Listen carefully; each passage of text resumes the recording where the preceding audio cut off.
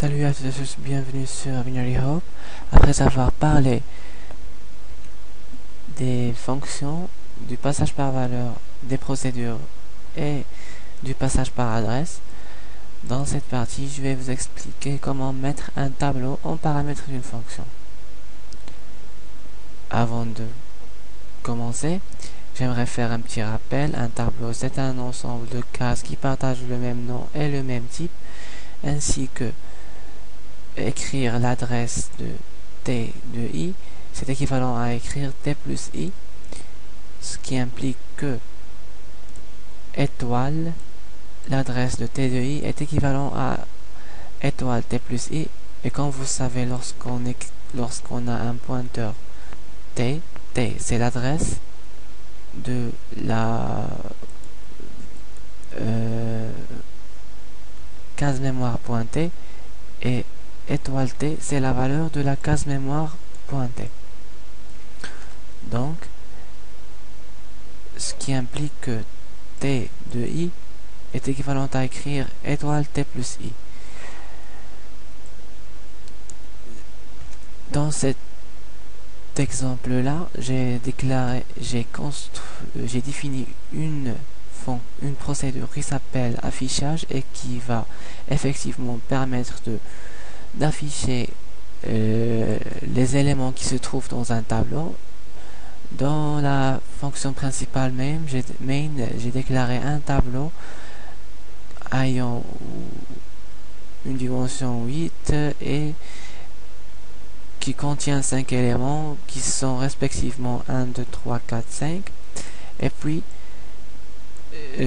j'invoque la procédure affichage pour afficher ce tableau là. Donc on va commencer là, pour mettre un tableau en paramètre d'une fonction. On écrit le type comme l'exemple suivant. Nous avons un tableau d'un entier. On écrit tout d'abord le type, puis étoile t. Donc nous avons besoin d'un pointeur. Ce pointeur là va pointer sur une variable quelconque, comme on verra plus tard. Et après, on doit lui préciser le nombre d'éléments. Dans notre exemple là, le nombre d'éléments c'est 5. Donc ici, je vais tout simplement écrire int n éléments. Je ne parle pas de la dimension, mais de nombre d'éléments du tableau. Maintenant, for int, désolé, je déclare une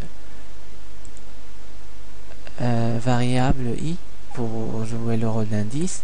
Donc for i égale à 0, i différent de n éléments plus i, printf pourcentage d, retour à la ligne, et là j'écris étoile t plus i, puisque ce pointeur là va pointer sur un ensemble de cases mémoire, qu'il s'agit d'un tableau. Donc nous devons écrire t plus i, et puis on ajoutera étoile pour accéder à la valeur de ces cases là. Et comme je viens d'expliquer au début de la vidéo, étoile t plus i c'est équivalent à t de i. Et je ferme les accolades.